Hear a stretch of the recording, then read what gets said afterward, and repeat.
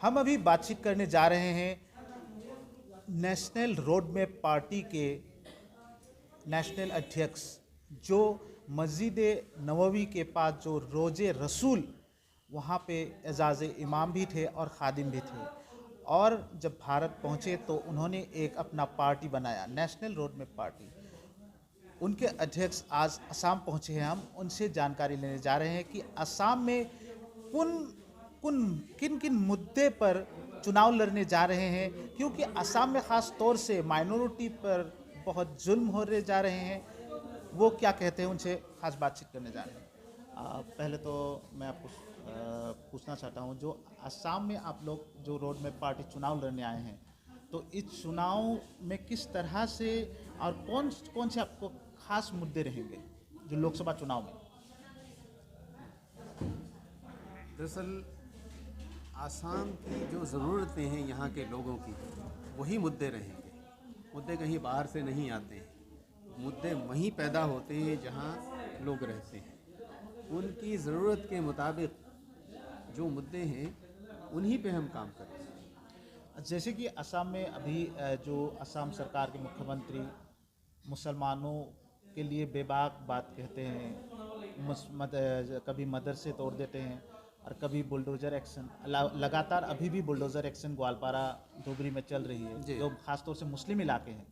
तो वहाँ पर आपका तो कैंडिडेट रहेगा है, क्योंकि आप पिछले कई सालों से आप लोग का कैंडिडेट दिया जा रहा है जी। तो आप लोग का वहाँ पे एक जमाव भी है। तो वहाँ पर ये जो मुद्दा बनाए हैं आप लोग, बुलडोज़र मुद्दा क्या खास रहेगा क्या? बिल्कुल इसको अहमियत दी जाएगी, और बिल्डोज़र मुद्दा नहीं है बल्कि ये मुसलमानों से नफ़रत है। इस नफ़रत का हम डट के मुकाबला करेंगे, क्योंकि हम कहीं से किसी की दी हुई धरोहर नहीं हैं। हम हिंदुस्तान के रहने वाले हैं, हिंदुस्तानी हैं, हमें कोई निकाल के बाहर नहीं कर सकता। ठीक है, वक्ती तौर पे वो नुकसान पहुंचा रहे हैं, आज हैं, कल रहें न रहें ये कल बताएगा। आज जो लोग मसनद पे बैठे हुए हैं वो ये समझ रहे हैं कि हम इस मुल्क के मालिक बन गए हमेशा के लिए। अच्छे अच्छे हमने देखे, बड़े बड़े जिन्होंने 40-40, 50-50 साल हुकूमतें की हैं, उनका तख्ता पलट गया। तो ये बेचारे क्या हैं? अगर इन्हें ईमानदाराना तरीके से काम करना है तो जनता इनको बख्शेगी, और नहीं तो इनको उखाड़ के फेंक देगी। जैसे कि ख़ास तौर से असम में मौलाना बदरुद्दीन अजमल खुद को माइनॉरिटी समुदाय की या मुस्लिम समुदाय के लीडर समझते हैं। तो आप एक रिलीजियस लीडर है, वो भी एक रिलीजियस लीडर है, परंतु वो पॉलिटिकल तरीके से भी सोचते हैं कि मैं असम में मुसलमानों का लीडर हूँ। इसमें आप क्या कहना चाहते हैं? लेकिन देखिए, आप कहेंगे कि ये बात निकल के आ रही है, और मैं कहूँगा तो अभी इसके ऊपर एक्शन शुरू हो जाएगा। लेकिन क्योंकि मैं बेबाकी के साथ बोलता हूँ, अगर मौलाना बदरुद्दीन अजमल साहब ने, उनका हम बहुत एहतराम करते हैं, आलिम हैं वो, हम उनकी बहुत इज़्ज़त करते हैं, कदर करते हैं कि आलिम हैं। बिजनेसमैन होने के साथ साथ, आलिम होने के साथ साथ वो एक पॉलिटिकल लीडर भी हैं। लेकिन जिस चीज़ की आवाम ने, जनता ने उनसे उम्मीद की थी, वो उनको नहीं मिल पाई।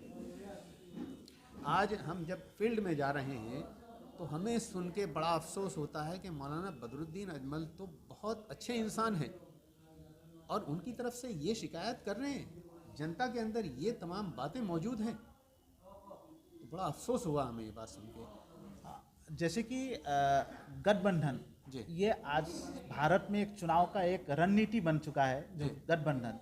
तो आप लोग एनआरपी पार्टी किसी के साथ गठबंधन करने जा रहे हैं कि आने वाले लोकसभा चुनाव में? देखिए, हम उसके साथ जाएंगे जो देश के लिए सही काम करेगा। कोई भी आ जाए, हम उसके साथ जाएंगे, आवाम को उसका हक मिले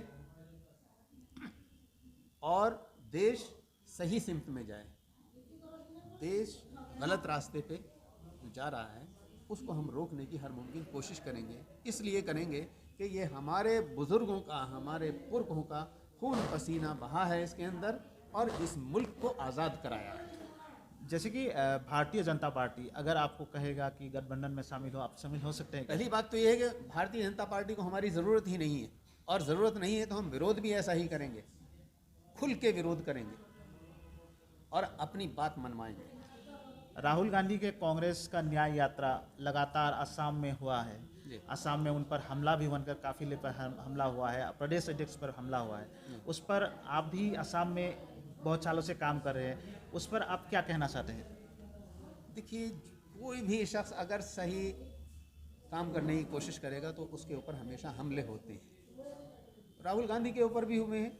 उनकी अपनी कुछ कमी है, खामियां हैं जो वो दूर नहीं करना चाह रहे हैं। अगर वो उन खामियों को दूर कर लें तो सक्सेस हो जाएंगे। जब तक वो खामियां उनकी दूर नहीं होंगी वो सक्सेस नहीं होंगे।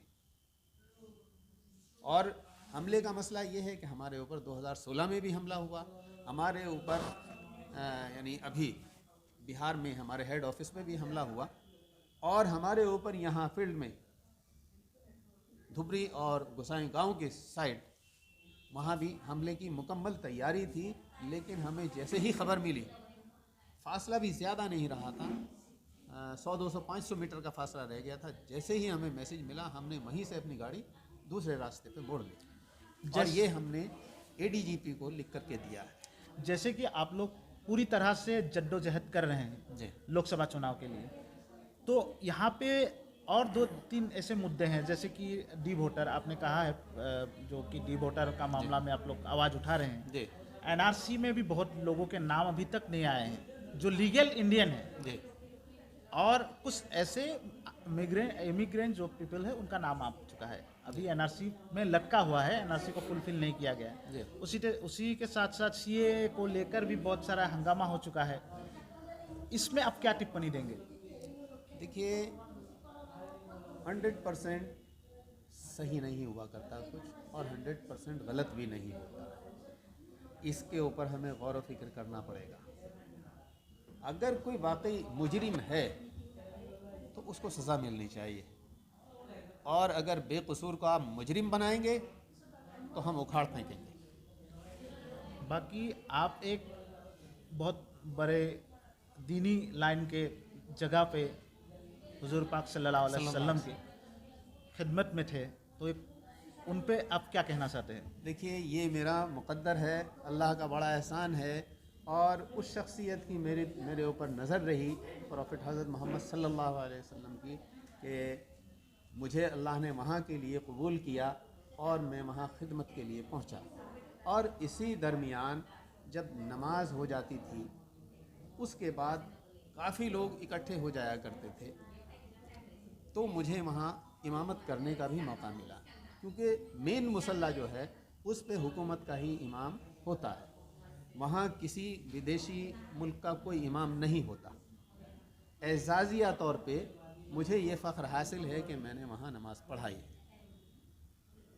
जो लोग इसको गलत बयानी के साथ मीडिया में दे रहे हैं या बयान करते फिर रहे हैं, वो मेरी उनसे दरख्वास्त है कि वो बग़ैर सोचे समझे किसी के बारे में कुछ ना कहें जब तक मालूमात ना हो जाए। और मैं उन लोगों के लिए दुआ करता हूँ कि जज्बात में आकर के उन्होंने इस तरह के सवाल कर लिए हैं या बदनाम करने की कोशिश की है, तो मैं दुआ करता हूँ कि अल्लाह ताला उनको हिदायत दे और सही रास्ता इख्तियार करने की तौफीक दे। शुक्रिया। जैसे कि अभी हमने हाफिज़ बुरहानुद्दीन साहब से बातचीत की है, उनसे जानकारी मिली है कि आने वाले लोकसभा में 14 सीटों में चुनाव लड़ने जा रहे हैं। ख़ास मुद्दा तो असम में जो है बुलडोज़र एक्शन या मदरसे बंद करना या डी वोटर या NRC का मामला लेकर पुरजोर कोशिश करेंगे असम में जो बुरहानुद्दीन साहब का दल है NRP उसको कामयाबी मिले। NRNP